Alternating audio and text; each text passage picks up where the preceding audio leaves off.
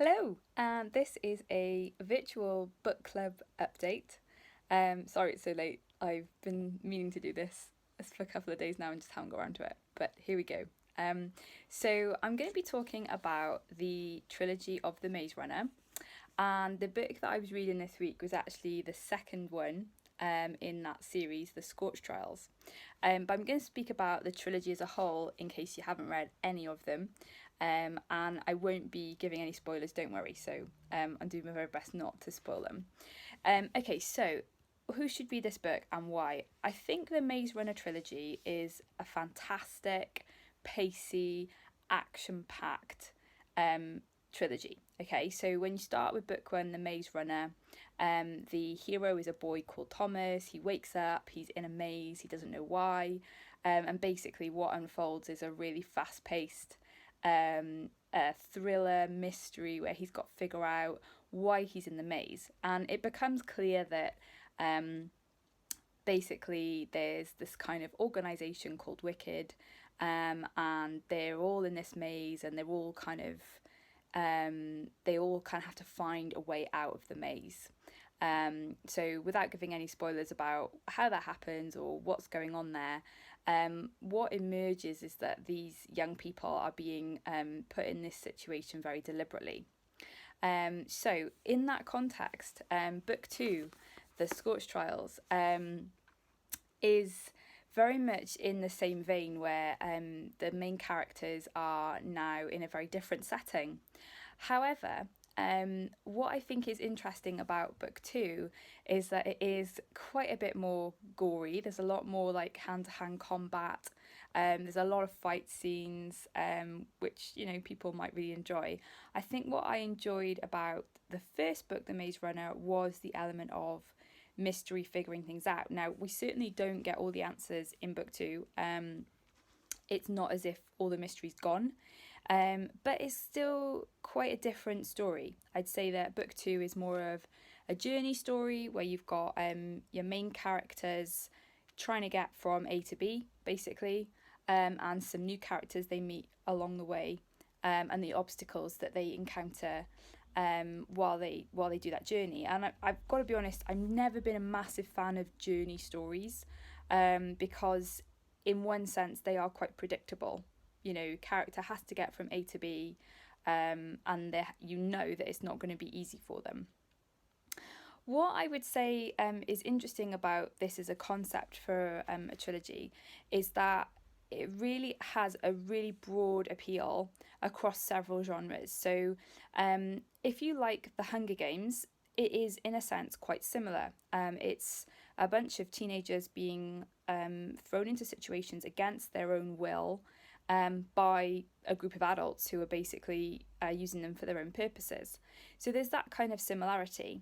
However, I will say that in the Hunger Games, what kept me reading was less of the kind of Hunger Games aspect of it, more of the kind of compelling characters, and the romance between Katniss, Peter, and Gale, the sort of love triangle that emerges throughout the Hunger Games trilogy. What I also think is interesting to compare them is that The Hunger Games spends a lot of time in book two and onwards really kind of showing you the impact of the events that have happened to Katniss and her kind of emotionally dealing with them. Whereas this trilogy is very much like this character has to keep moving. It's fast, fast, fast all the way. And whilst he does have moments of reflection, there isn't that same emotional oneness with the character that I think you do get in the Hunger Games. And I would say that the romance in the Maze Runner trilogy is very much not the focus at all. There is like a very, very slight dash of romance, but it's not massively convincing and compelling.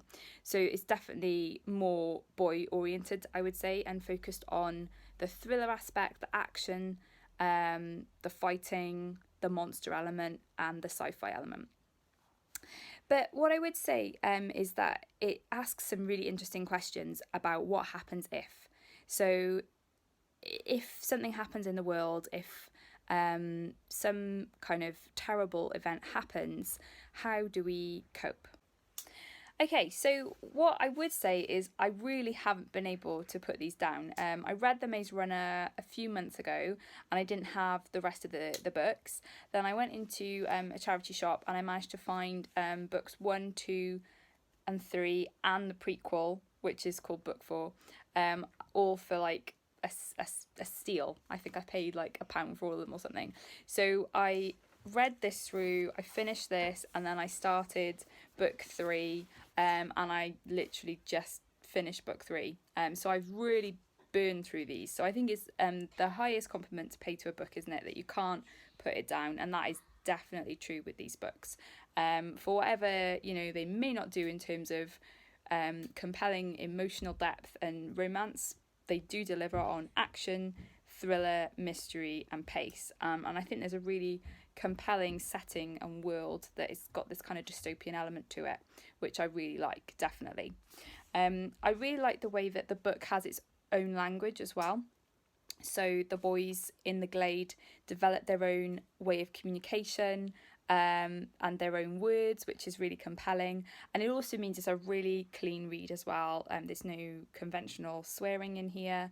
And so this is a really good read for ages 11 to 16, I would say. And as an adult, I've thoroughly enjoyed this series myself. So, YA doesn't just mean it's for teenagers, does it? I would say if you've seen the film, I've seen the first film, I haven't seen any of the others yet.